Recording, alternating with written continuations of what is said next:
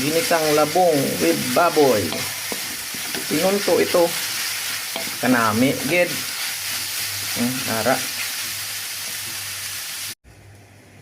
Luto tayo ng ginisang labong. Mantika, bawang, sibuyas, at yung gisa. Ito ating lutuin, labong at haluan ng baboy. Ito yung baboy. Gisa-gisa lang. Lagyan yung labong. Haluin hanggang sa maluto.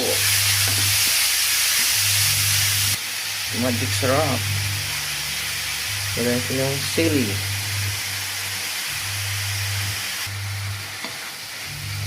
Yan, ready na yung ating ginisang labong with baboy. Sarap.